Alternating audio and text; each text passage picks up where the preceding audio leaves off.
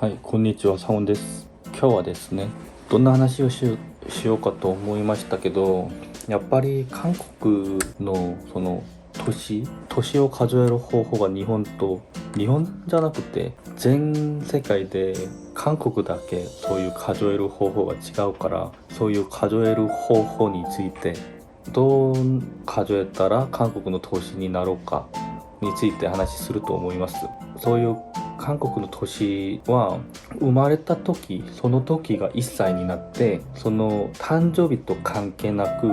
新しい年、新年1月1日になったら韓国人みんなが1歳上がる感じです。だから今年2021年に生まれた人みんなが1歳で、その人たちみんなが22年になったら2歳になる感じです。だからちょっとなんか面白いことなら、1月1日に生まれた人と12月31日に生まれた人が同じ年1歳になって、その次新しい新年1月1日になったら、それが 1月1日に生まれた人も2歳で、その12月31日に生まれた人は1日だけ経ってないのに2歳になる。そういう面白いこともあります。それでなんか数学的には数える方法は、その今年マイナス生まれた年プラス1にしたら、そういう韓国の年になります。例えば僕は1992年生まれなので、今年2021マイナス1992プラス1にしたら30になるので、僕の年、韓国の年は30歳です。逆にそういう数学的のことが難しいのかな。でも一応生まれた時から韓国は0じゃなくて1歳で、年取るのも誕生日じゃなくて新年なので、それを考えたら数えるのがちょっと簡単かな。僕は韓国人だから簡単かもしれないんですけど、そしてそういう年の数える方法はこんな感じで、韓国は年にちょっと厳しい感じじゃないんですか。だからそういう年の文化について話すると思います。日本もそうだと思うし、アメリカの方がもっとそうだと思いますけど、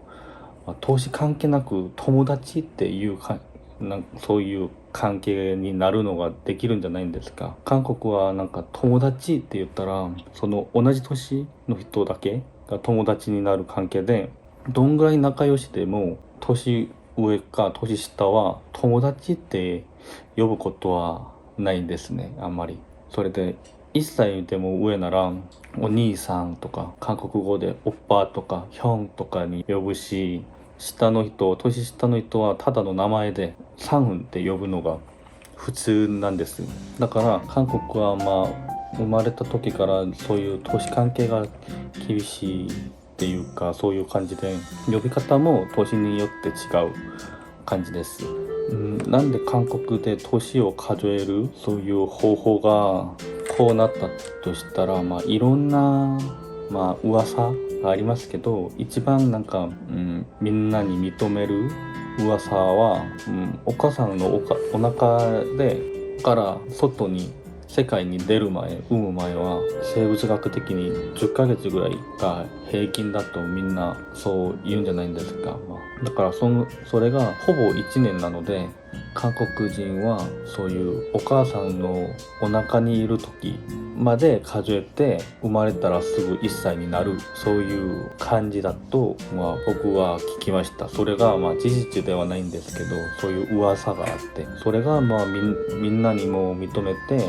そういう韓国は生まれた時からじゃなくて、生まれる前のお母さんの中にいる時までも数えて年がそう取りますみたいな感じです。